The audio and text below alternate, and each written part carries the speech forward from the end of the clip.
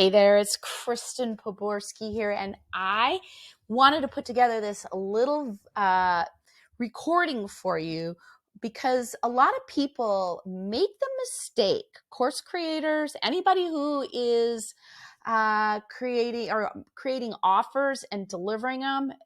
Trust me, I've done this myself, and one of the things I've discovered is the power of abandoned cart funnels. Now, in my program, abandoned cart funnels, how to create them using AI, I teach my students how to create a simple abandoned cart funnel using the AI. And it takes, once you got all the parts and pieces together, it takes you probably 10 minutes to create this email copy.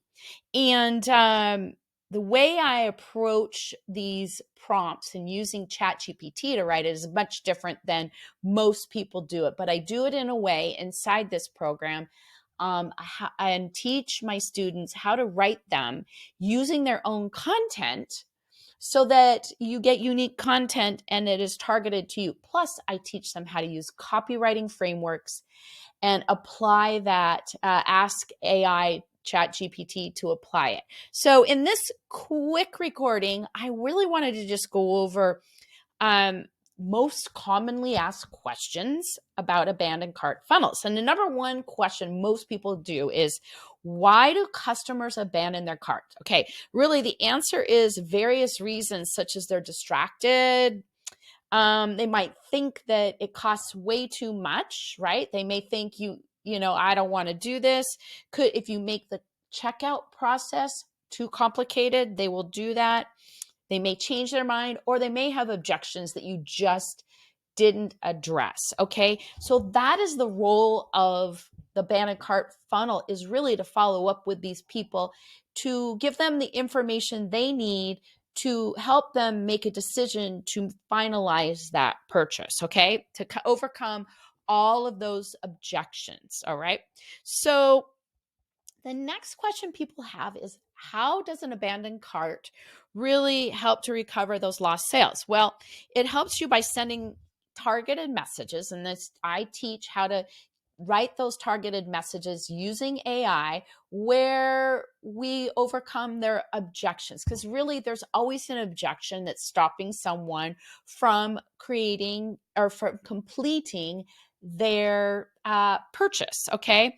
So you want to send them targeted messages and remind them of the items, give them an incentive, give them reasons, overcome their objections, and encourage them to complete their purchase. Again, thing is that a lot of times people don't know you well enough to make a purchase the first time through. I have an ad that I run with an upsell at the end of a free download. I get lots of abandoned cart people, and I put them through this simple process. And then if they don't buy, I put them through a longer nurture. Again, it may take people 5 to 7, even more touches before they're ready to work with you, because they just don't know you. A lot of people have been burned by courses that they buy, even inexpensive ones, that they get them and they're just not that good. Okay. So the next question is really, what do we include, or what should I include in an effective email? Okay. So you need to remind them what they have in there. So I use a value stack. Which shows a picture of it. It outlines what they're getting in it, benefit-driven bullet points. And all those benefit-driven bullet points are designed to help overcome common objections that my purchasers have. Okay. And of course, I always give urgency and a strong call to action in every single email that I write. Okay. The next one is, this is a big one. So people want to know how many emails should be included in an abandoned cart sequence. Well, it's common to start with 2 to 3. So I usually do 2. One right away and one a couple hours later. Then I send another one the next day. Now, after I have tested it for a while, I will go in and add a few more over a few more days. And then wait to put them into a longer term nurture. Sometimes people just need a few more reasons to make that purchase, and they might not, you might not get that email the first day or the second day. People get busy, don't look at what they're getting. So again, I say start with 3 and then expand it to 5 or 7. You are not bugging people. Just after that first day, I wouldn't send multiple emails a day, because then you're sounding kind of desperate and pushy, and we don't want that. Okay. So the next thing is, people want to know, how do you personalize your abandoned cart messages? Well, you want to include their name, and you want to include the specific items that they have in there. That's why I always include a picture and that value stack, so that they're reminded visually of what they were going to buy. Sometimes the visual part is so important, because otherwise they might not remember, right? A picture can remind them a lot of things. The other thing is to tell stories. Storytelling is so important in this, because if you have stories that you're telling about how you've helped other people, then that overcomes a lot of the objections of, can I do it? Does this work? Those kinds of things. So storytelling is super duper important. Now, incentives. So incentives and offers that you can include. This is another question, to encourage them to buy. So you could add free shipping. You can offer a discount, limited time offers, and exclusive bonuses to complete the purchase. Now, I wouldn't drop the price down on an item that I had already done at regular price. I would include some extra bonuses. That would be a good idea. Now, bonuses should be designed to help overcome their objections. So that's what I would do. Okay. Now, how long should I wait? This is another one. How long should I wait before I send out that first abandoned cart? I send it right away. And it's generally recommended to do it in the first 24 hours, but I do it right away, wait a couple hours, send the next one, and then send the third one the next day. So that's what I do, because the optimal window is really about 24 hours to really capture that first sale.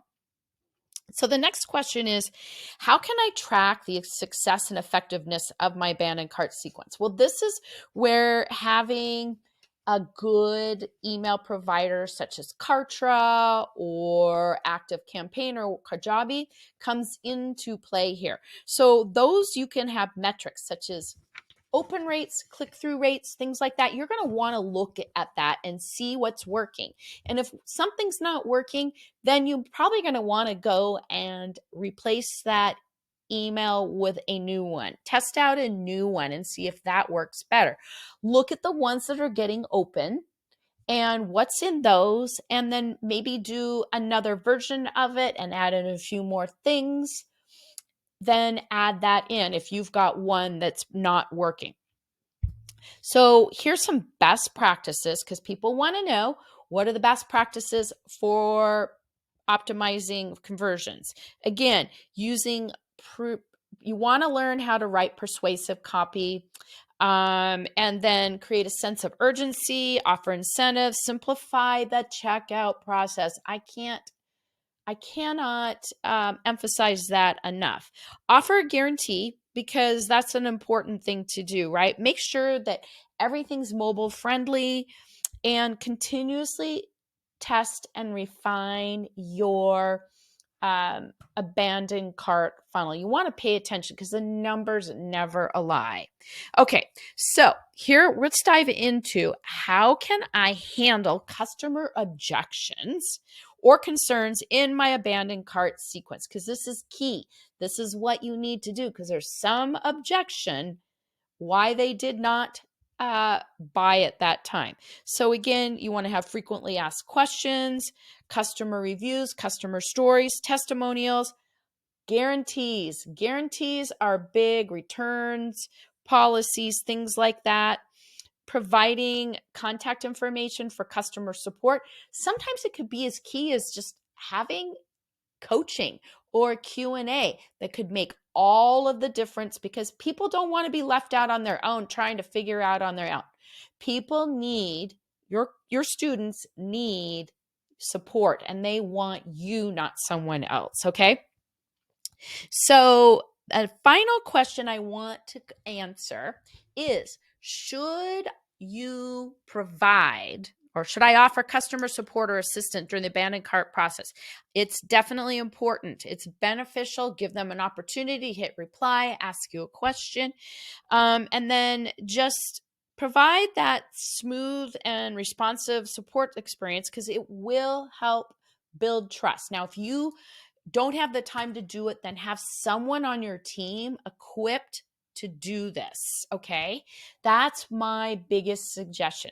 So if you use all of these questions, or you address all of these questions and follow this when you're building that abandoned cart sequence, you're going to have a much more effective abandoned cart sequence. And if you, that is, sorry, I'm stumbling around here a little bit, but that's pretty much it for the Q&As for how to create an effective abandoned cart funnel.